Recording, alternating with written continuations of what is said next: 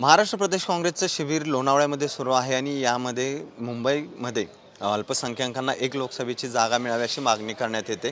माझ्यासोबत हुसेन दलवाई सर आहेत। सर, खरं तर काय मागणी आहे नेमकी?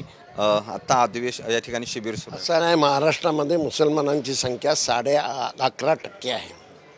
मुसलमानांचं प्रतिनिधित्व ऑल इंडिया लेवलवर आणि महाराष्ट्रात सातत्याने कमी होत गेलेलं आहे। 1952 जर हे घेतलं सतत कमी होत राहिले, त्याच्यामुळे मुसलमानांचे प्रश्नांची चर्चाच होत नाही।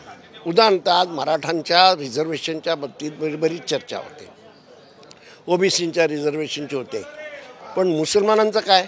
शिक्षणामध्ये मुसलमान मागे राहिलेला आहे, नोकऱ्यांमध्ये तर तुम्ही त्यांना घेतच नाही, 3% पण नाही। महाराष्ट्राच्या आपल्या मंत्रालयामध्ये एकही मुस्लिम सेक्रेटरी नाही, अशी स्थिती झालेली आहे। तर अशा त्याचं कारण असं आहे की मुसलमानांचे प्रश्न मांडले जात नाही। म्हणून मुसलमानांचं का प्रश्न मांडले जात नाही? कारण मुसलमानांचं रिप्रेझेंटेशनही नाही। ते रिप्रेझेंटेशन वाढवण्याच्या दृष्टीनं प्रयत्न होणं आवश्यक आहे। म्हणून माझं असं म्हणणं आहे, महाराष्ट्रात 48 सीटा आहेत। इंडियाने हा निर्णय घेतला पाहिजे की किमान 3 ठिकाणी 3 जागा तरी मुस्लिम समाजाला दिल्या गेल्या पाहिजेत। अल्पसंख्याक मी बोलणार नाही, कारण अल्पसंख्याकमध्ये जैन समाजही येतो, तो आज काय करतोय तो तुम्हाला माहिती आहे। तर मुस्लिमांना किमान 3 सीटा दिल्या पाहिजे। मुंबईमध्ये 6 सीटा आहेत, 6 पैकी 4 सीटा अशा आहेत की जिथे मुसलमान निवडून येऊ शकतात। मुसलमानांची संख्या आहे, इतरांनी त्यांना मदत केली पाहिजे।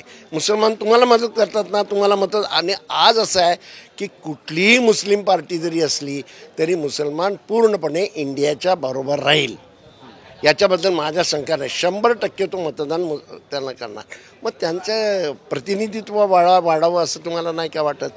म्हणून एक तरी सीट मुंबईमध्ये मिळाली पाहिजे आणि महाराष्ट्रातल्या इतर ठिकाणी 2 सीटा मिळाल्या। मग विदर्भात एक द्या, मराठवाड्यात एक द्या, असं करून तुम्ही त्यांचं प्रतिनिधित्व वाढेल हे पाहिलं पाहिजे।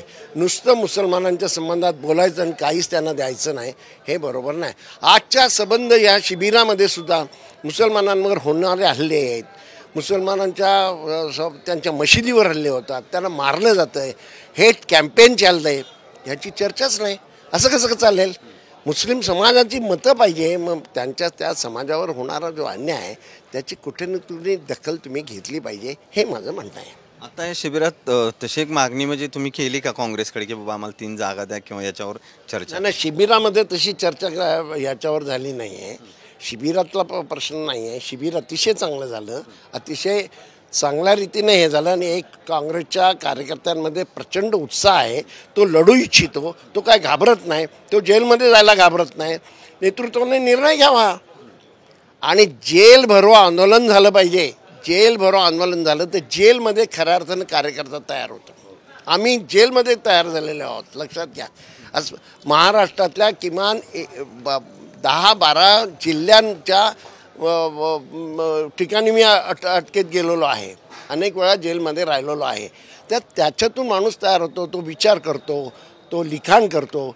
संबंध आमचं काँग्रेसचं जे नेतृत्व होतं ते मग पंडित जवाहरलाल राहू दे, मौलाना आझाद राहू दे, पटेल साहेब राहू दे, ह्या सगळ्यांनी लिखाण जे केलेलं आहे ते जेलमध्ये केलेलं आहे, लक्षात घ्या। जेलमध्ये काँग्रेस पार्टी तयार झालेली होती, ते जेलला कशाला घाबरायचं?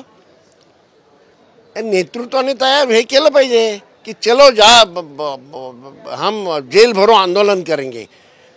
जेलमध्ये आंदोलन असं केलं पाहिजे। एक काळ आम्ही असा केला होता नामांतराच्या प्रश्नावर की जेलमध्ये ठेवायला कार्यकर्त्यांना जागा नव्हती आणि अल्टिमेटली सरकारने आम्हाला सोडवावं लागलं, अशी परिस्थिती निर्माण केली। याच आत्ता जे सरकार जे आहे ते फॅसिस्ट सरकार आहे, त्याच्या विरोधातली लढाई ही विचाराची लढाई आहे, ती खुर्चीची नाही।